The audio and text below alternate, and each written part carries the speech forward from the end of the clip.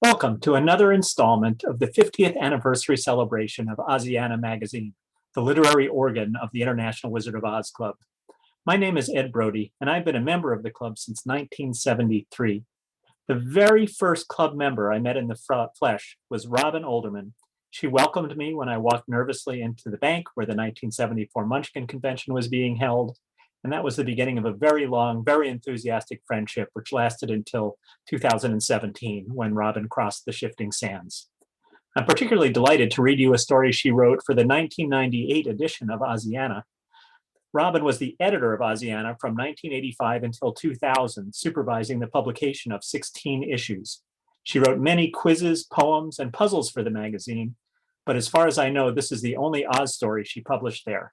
So here it is, The Grabbit Rabbit of Oz by Robin Olderman. Dorothy Gale stretched luxuriously as she responded to the discreet knock at her bedroom door. "Come in," she yawned. "I'm sorry to disturb you, Princess," said Jellia Jam, "but Glinda has sent word that she'd like you to meet her in her great room of records as soon as possible." "The room of records? Oh my! That's where she keeps the book," said the little girl as she headed for her bath, which Jellia had already drawn before awakening her. "Did she say why, Jellia?" "No, Dorothy. She just asked that you join her there as quickly as was convenient." "Well, then, I'd best be going, hadn't I?" smiled the young Princess of Oz. "It doesn't sound like an emergency, though, does it, Jellia?" "No, but it does sound like an adventure," grinned the pretty little maid as she served to Dorothy the breakfast she'd brought with her. "Here's your traveling basket and sunbonnet, Dorothy," she said. "Thanks, Jellia. You're a good friend. Want to come with me?" "Oh, I wish I could, Dorothy, but I really should be here to tell Princess Ozma where you are when I wake her up. Besides, I promised a patchwork girl I'd dry clean her today, and you know how impatient she is." "Duty first, eh? I don't blame you, though. I wouldn't want to face Scraps either if I disappointed her in anything." "Yeeks! Who's that?" cried the Cowardly Lion as Dorothy stepped out of the palace and over the tail of the sleepy feline. "Oh, Dorothy, you frightened me," he confessed. "I'm sorry, Lion. I'm on my way to Glinda's. She's asked to meet with her as soon as possible." "And you're walking there?" asked the Lion. "That won't get you to the Quadling country very fast. Hop on, my friend," he said, yawning largely enough to show almost all of his very sharp teeth. "I think Glinda wants me to check something with her in the Great Book of Records. There may be danger," warned Dorothy. "That figures," said the Lion mournfully as he began to lope southward at a remarkably ground-covering pace. In less time than it would take to describe the journey, the two companions were being escorted into the great room of records in Glinda's palace. This was a rather austere, meant for research-only room, almost completely unfurnished except for several shelves of large record books, a blush-pink chaise-longue, two red armchairs, and the table upon which rested the Great Book of Records, the mysterious and magical book which listed all that was going on anywhere in and out of the real world. Glinda was standing at that table, studying one of the entries. "Welcome, Dorothy, and thank you for coming so quickly. I'm glad you brought the Cowardly Lion, too," smiled the sorceress. "Actually, Glinda, he brought me." "Yes, of course. He is a good choice of companion for you on the mission I propose to send you on, Princess, should you choose to accept it." "An adventure? Oh, I just knew it," said Dorothy. "Of course I'll accept your mission, Glinda." "An adventure? Oh, I knew it too," said the Cowardly Lion resignedly. "What is it?" they asked in unison. "The King of Bunnybury has sent a rather cryptic message to me," said Glinda. "It reads, 'Grabbit Rabbit's grabbed it. Help!'" "The Grabbit Rabbit? Who's he? Grabbed it? Grabbed what?" asked Dorothy. "That's what I've been trying to find out," said Glinda, "while I've been waiting for you. The Great Book says only that the Grabbit Rabbit has unlawfully seized the throne of Bunnybury. I can find no other information about him except for his name, which is Peter, by the way." "That figures," mumbled the Lion. "I'm off to fight Peter Rabbit. Well, could have been worse," he sighed. I think it's improper for me to solve the King of Bunnybury's problems for him, Dorothy, explained Glinda, but help from a friend would be appropriate. Would you like to see what you can do to help him help himself? Of course I would, said Dorothy. How do you know I was bored and ready for an adventure, Glinda? The sorceress smiled. You're always ready for adventure, Princess, and this one seemed right for you. Here, she said, reaching into a pocket. Even sorceresses have pockets. Remember this? Why, it's the ring you gave me when Ozma and I went off to stop the Skeezers and Flatheads from fighting each other, Dorothy exclaimed. Yes, I thought it a good idea to let you borrow it again, just in case you run into more danger than you and your gallant friend can handle. Bunnies? Even I can handle bunnies, I think, said the lion. Of course you can, agreed Dorothy hastily, but I think I'll wear the ring just in case, if that's all right with you. Oh, it's all right with me, all right, said the lion, secretly relieved. Without further ado, the duo were on their way to Bunnybury. Bristle blinked in surprise as Dorothy and the Cowardly Lion rushed up to the square door in the wall of solid white marble that marked the entrance to Bunnybury. Princess Dorothy, he exclaimed, are you Glinda's answer to our plea for help? Well, Glinda did send me, replied Dorothy, and I do hope that I can be of help. The Cowardly Lion is here to help too, she added, noting the Keeper of the Wicket's uncomfortable glances at her big friend. Where is the king? She asked. We've hidden him in my son's home, said Bristle. He hates it there since it's a bachelor's burrow, but its sparseness makes it one of the last places that the Grabbit Rabbit would ever expect His Majesty to hide in. Please take us to him at once, said Dorothy. Of course, Princess. It's time for my next shift at the palace anyway. Ready? Asked Bristle. Yes, said Dorothy. Hey, yelped the Cowardly Lion as he and Dorothy began the shrinking process that was necessary for them to enter the rabbit-sized kingdom. I'd kind of counted on being larger than those bunnies, he protested. Frecklejohn gently poked the dozing king of Bunnybury in his royal ribs. Visitors, Your Majesty, he said. Fetch me my crown, Freckles, commanded the king drowsily. I can't, Your Majesty. Peter grabbed it, Bristle's son reminded him patiently. Oh, that's right. Well then, lead my visitors into my presence. Let's hope they're here from Glinda to... Dorothy! Hello, Your Highness, said the little girl as she hugged her fuzzy friend. Glinda thought I might be able to help you with this Grabbit Rabbit problem. Did she send any of her powerful magic with you? Asked the king eagerly. Any spells or incantations or devices I might use to defeat him with? I think it'll take magic to get my throne back, and the only magic I have is a silver bag that does something or other that I don't understand, and a simple transformation spell that can turn people and other animals into rabbits. That won't help much. Probably not, agreed Dorothy, but the lion and I are all she sent, except for this ring. Here she pointed to her finger. And the only thing it can do is to warn Glinda that I'm in danger. Oh, said the rabbit, that's too bad. You wouldn't consider lending it to me, would you? Of course not, he mumbled. Anyway, continued the king quickly, this Peter fellow grabbed power and isn't about to let it go now he's got it. He's bigger and stronger than I am, you know, and he's got everyone afraid of him. I'm sure I don't know what to do. I'm certainly no fighter. That's true enough, but you never know what you can do until you try, said Dorothy. Fight? You're suggesting that I fight? Me? Oh, I couldn't, he protested.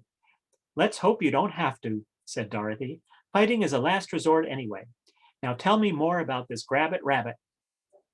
There's not much to tell, said Frecklejohn, filling in for the king, who was sitting in shocked silence at the possibility of actually having to fight for his throne.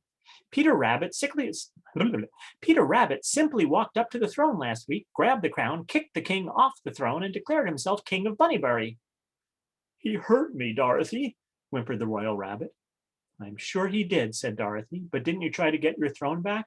Of course I did, but no matter what I had my royal retainers try to do, Peter was able to take care of it all too easily. He has magic, whispered the rueful ruler.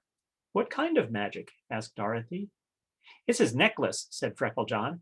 It's a 14-carat torque, and it has some kind of whirling wizardry to it. Whirling wizardry, repeated the lion, trembling. I don't like the sound of that. You wouldn't like its effects either, said Frecklejohn. Whenever Peter wants someone out of his way, he touches one of the carats in his gold necklace. Depending on which carrot he touches, the torque either whirls up a wind to whisk away his opponent, or it turns a poor fellow round and round till he's tied himself up in knots. It all happens before anyone could fight back, he said sadly, but at least it doesn't seem to hurt its victims. Ew, how twisted of him, said the lion, shaking even harder than before. I'll get you some tea, offered Frecklejohn kindly. I'll get us all some tea, he added. Thank you, said the lion, rolling his eyes at Frecklejohn's retreating back. Tea, I loathe tea. Isn't that just ducky? I'm going to sip tea with the bunnies, and that'll be sure to solve all their problems, he whispered between his whiskers, but he made sure that no one heard him. Thank you, Frecklejohn, said Dorothy, grinning at the lion. Then she looked straight at the king, whose nose was twitching very nervously. Why didn't he get rid of you, too? She asked. I just knew you were going to ask that, he said. Well, why didn't he blow you away or twist you out of shape with the others? She demanded. Come on, out with it. I ran, came the mumbled response. You what? I ran, repeated the rabbit shamefacedly. And then sent your friends to fight him? Questioned Dorothy rather severely. Yes, admitted the cowardly Coney. Oh, shame on you, she cried. I know, but what else was I to do? He asked. I'm sure I don't know, but you certainly should not have asked your subjects to do something you were afraid to do yourself, she replied, shaking her finger at him. But I was afraid, he protested. I'm afraid all the time, said the cowardly lion, but I can't let that stop me from acting. True courage is overcoming fear, you know. And true kings are supposed to show courage, added Dorothy. The little king of Bunnybury was silent for several moments, staring down at his velveteen slippered feet. You're right, he sighed, but I still don't know what to do. Right now, hide, your highness, shouted Bristle, who had just run, panting into his son's parlor. The Grabbit Rabbit's ordered all of his soldiers to make another search for you in everybody's burrow. Oh my, exclaimed the king. There's no place to hide in here. And whatever shall we do with you two, he worried. If Peter discovers you, he'll twist you for sure. Moments later, two huge hares pounded on the door of Frecklejohn's burrow.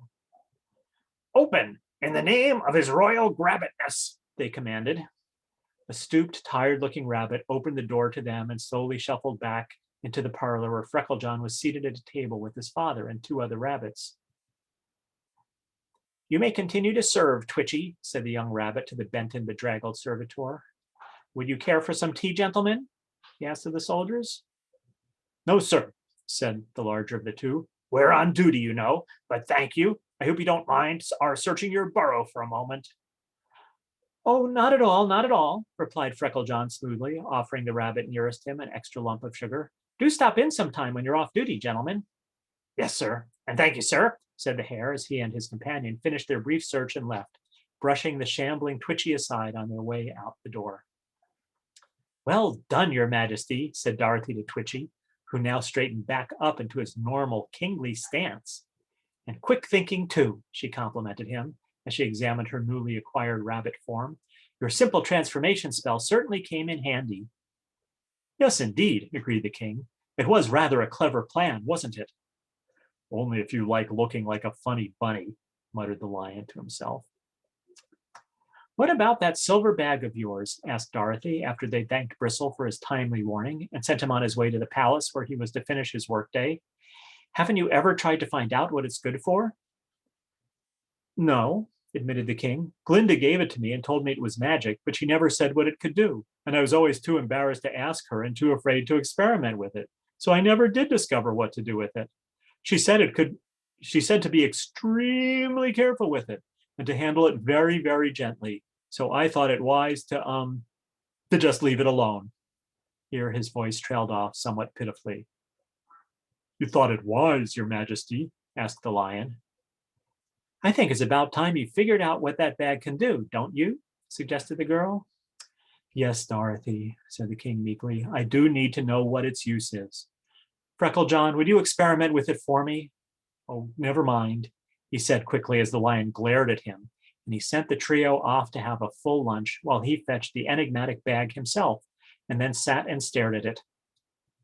Handle it carefully, she said, mused the miserable monarch. Handle it gently, very, very gently. I wonder what would happen if... And then the little king cautiously stretched a quivering paw towards the mysterious gift from Glinda. An hour later, the foursome were reunited in the burrow's parlor. True kings must be brave, and they must be smart, too, said the king. Dorothy, Freckles, Lion, I think I might just have a plan. That night, Dorothy and the Cowardly Lion sat in the king's reception hall to watch the Whiskered Friskers perform their acrobatic stunts and magic tricks before the ersatz king of Bunnybury. These Friskers, normally 8 in number, had added a new member to their troupe, a new member known only to Dorothy, Bristle, Frecklejohn, and the Cowardly Lion. In turn, the 9th Frisker was one of only 5 in the room to know who Dorothy and the Lion were, for the king had, much to the Cowardly Lion's disgust, renewed his transformation spell so that they both continued to appear to be ordinary rabbits. Oh dear, groaned the rabbit that was the Cowardly Lion. There's the Grabbit Rabbit now, sizing up the room from the looks of him. He certainly is elegant looking, isn't he? Commented the rabbit that was Dorothy. Just look at that necklace and those cabbage puffs on his slippers. Copycat, sneered the Lion, thinking of Jelly Jam. Shh, here he comes. Bristle tapped his staff 3 times on the marble floor. The trumpeters played 1 ruffle and 2 flourishes, and Peter Rabbit, the Grabbit Rabbit himself, strutted into the room, bowing first to his left, then to his right, as he made his way to the silver lily throne that awaited him. Delightful evening, Your Majesty, snibbled one of the courtiers to the new king. Delightful gloves, Snidely, replied the Grabbit Rabbit as he snatched them straight off his startled subject's paws. Ha ha ha! He guffawed as he seated himself on the royal throne. Let the entertainment begin, he commanded. Frecklejohn started the show, acting as master of ceremonies and singing for the court in his rich tenor voice. Hip-de-hop, happy song, bunny fun all day. Grab a lap or grab a nap, bunnies love to play. Never stop all day long, bunny fun all day. Happy, grabby, never crabby, bunnies love to play. Tra-la-la-la-la-la-la, bunnies love to play, caroled Frecklejohn as he belted Peter Rabbit's favorite Bunnybury song. The lusty rendition of his own special song greatly pleased the king, for after Frecklejohn had finished, he grabbed a golden medallion off of Bristle's neck and draped it extravagantly over the crooner's head. Bristle merely rubbed his neck and producing another medallion from a small pile he kept nearby for such occasions, re-acquitted himself. The Whiskered Friskers then performed several spectacular feats of sleight of paw, earning their leader another of the medallions grabbed from the ever-accommodating Bristle's neck. Peter laughed raucously as he saw the keeper of the wicket gently massage his neck again. Got you good this time, didn't I? He crowed. Yes, Your Majesty, said Bristle quietly. You did indeed. And now, Your Royal Grabbitness, a special treat, announced Frecklejohn to the splendidly dressed usurper sitting on the silver lily throne. Peter smiled loftily, for he rather liked the acknowledgement of his avaricious and powerful grab for power. You may proceed, he said graciously. The 9th Whiskered Frisker approached the throne, gingerly holding a silver bag between his paws. If Your Majesty would examine the bag carefully, please, he requested. The Grabbit Rabbit, expecting another amusing trick of legerdemain, prepared to carefully inspect the silver sack. At the very moment that he grasped at it for a good look, and before he could think to touch a golden carrot, a huge hand appeared from inside of the magic bag and grabbed at the outraged bunny's feet, stuffing him unceremoniously into its depths and standing him on his head while it was at it. Quick, shouted the rabbit that was really Dorothy. Tie him up tight. The Frisker had needed the reminder. Although he discovered the secret of the grab bag's power earlier that day, he was frozen into immobility by his own audacity.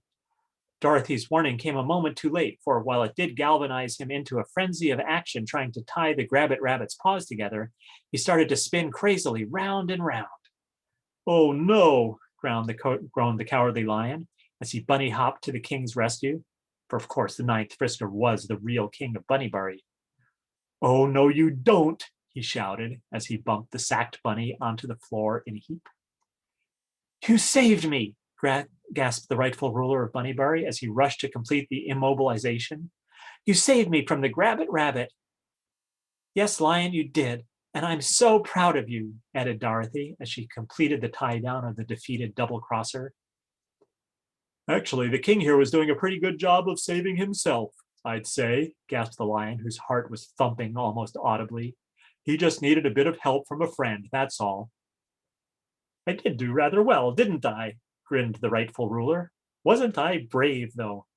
And smart, too, added the Lion, hiding a grin with a paw. What shall we do with the Grabbit Rabbit? Asked Frecklejohn.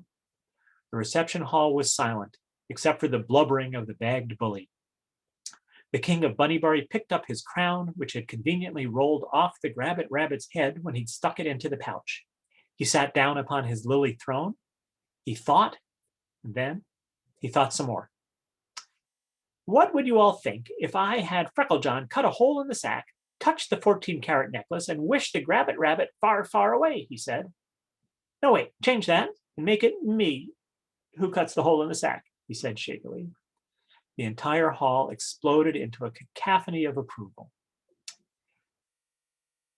Glinda smiled as Dorothy and the Cowardly Lion reported the details of their adventure to her.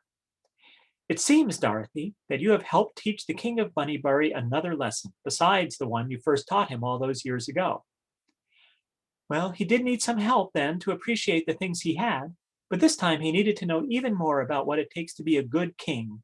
I just pointed out a couple of things to him, that's all, said the little girl modestly. Besides, it was the Cowardly Lion who helped him learn about courage. Yes, my friends, you both helped the Bunny King, said the lovely sorceress. But in the end, he had to help himself, as we all do, she said. Yes, but your grab bag helped too. Oh, Glinda, you should have seen the look on that Peter Rabbit's face when its hand popped out and grabbed him, said Dorothy, laughing. What luck that the king finally figured out what would happen if someone reached for it too quickly. Luck? Oh, I wouldn't call it luck exactly, said the Lion, and Glinda silently nodded her approval of the Lion's assessment. The end.